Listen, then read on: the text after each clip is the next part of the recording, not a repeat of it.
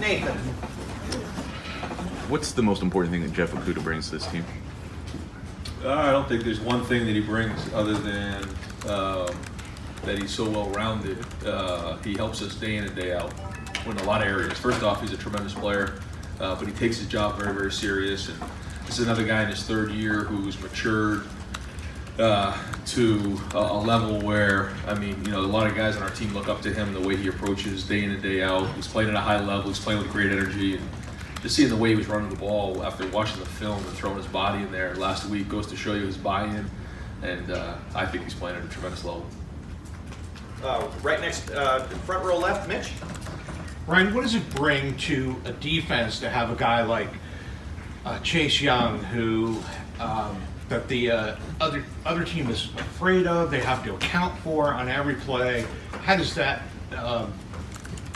benefit the rest of the team, offense and defense? Yeah, I mean, having a player like Chase play the way he has clearly changes the game and makes everybody on that defense better because you have to account for him on every play. But that's only good if he plays that way, and he is. You know, and we all know his potential and what he's done. But I thought his intensity and the way he approached that game was special. You could tell he played with a chip on his shoulder. But that's only good if he keeps continuing to play that way. And I think that's why you got to give him credit. Week in and week out, he's played the same way. He's been consistent. He's been tough. He's been productive. But now, now we're into the teeth of this thing, and he's going to have to continue to play that way because now he's got the biggest bullseye he's ever had in his chest, and that's going to be tough going down the stretch. The Bosa brothers used to talk about the first step and all that. What is he? Why is he so good at what he does? That's not just one thing. It's a lot of things. He's first off, he's gifted. He's got good size, good length, toughness. His technique that he's worked on with Larry Johnson is off the charts right now in terms of his hand placement. But it's all the other things to me. It's the leadership. It's the toughness. It's his motor. Its ability to play several plays. It's the work he's putting in. He came in early last week talking about how much film work he had put in early in the week. Identifying some of the blocking schemes, what was going on. I mean, that's the stuff that pros are made of and great players are made of. And he just got to continue to prepare this week because if he does, he's going to continue to get better, and it just helps our whole defense. Second row middle, Bruce. I don't know what adjective you want to put on this, dumb, unwise, or whatever. I'm wondering, what's the one thing you've done in coaching? You look back on it and you go, I wasn't very smart. And what'd you learn from that lesson? If you did something, and what did you learn from it? I mean, there's a lot. Boy, I mean, where do I start? Because in life, you either succeed or you fail, and then you learn. And I've made as many mistakes as anybody throughout my career, and learned a lot from players, learned a lot from mistakes, just in handling players, handling families, handling kids, handling recruits, and then there's the schematics, obviously, going into a game. Not being prepared, not having the answers to your. There's a certain level of responsibility you have as a coach to make sure you have answers for your players when it comes down to it, and that's our job as a staff to make sure that we're doing our part here, and that we have answers during the game, and we're putting the guys in the right places, and they're being put in a situation where they can be successful. And I've made so many mistakes. I'm going to continue to make mistakes. I made mistakes on Saturday, and but as long as you learn from them, just like the players, then you got a chance. I just wondered schematically if there's a game you look back on and go, I lost us that game, or I feel like I lost us that game. Not here, but right somewhere. In general. I mean, I think it's always a team effort, but certainly when you don't win a game, it's not good enough. You look back and you try to figure out, how you could have done things better, or had a call back here and there. And that's the case every week. They're good calls when they work, and then you call them and they don't work, and that's not a good call.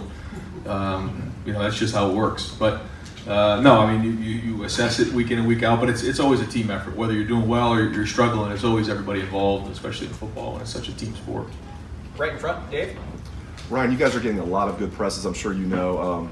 Nick Saban once referred to that as rat poison. How do you guard against that? Like, what are you telling your guys? I'm sure they are hearing these good things about the team, personal accolades. Just how do you guard against that? Well, I just think all it means is that, you have a lot more to lose if you let it get away from you. And that's it. And the more this builds, the more we have to lose.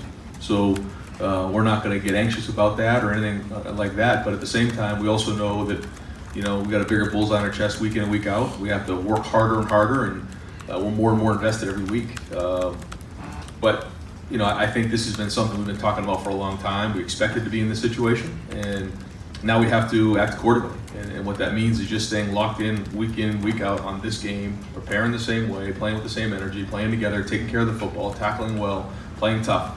If we do that, then we're going to have a chance week in and week out.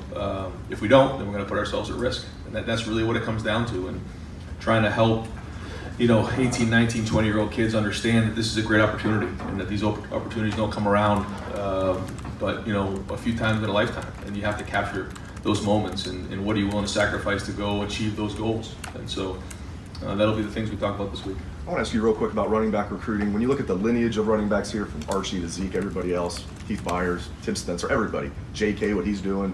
And even last year when you guys set passing records for this school, JK went over 1,000 yards. Mike Weber almost did. Are you surprised? I know you can't name specific guys. Are you surprised that running back recruiting is not where you want it for the 2020 class? And are you confident you'll finish strong? I think we will. I think we'll be fine there. You know, JK's having one heck of a year, and I think if you're a running back throughout the country in the United States and you're seeing the history of running backs at Ohio State, what we're doing this year and what we've done in the past, I think you'd be foolish not to give Ohio State a hard look. And you know, we're really confident with some of the guys we're recruiting right now, and there's a long way to December and then February, so we feel strong. We also feel really good about the guys we have in the room right now, and I think it's all going to work out. Third row, left, Dan.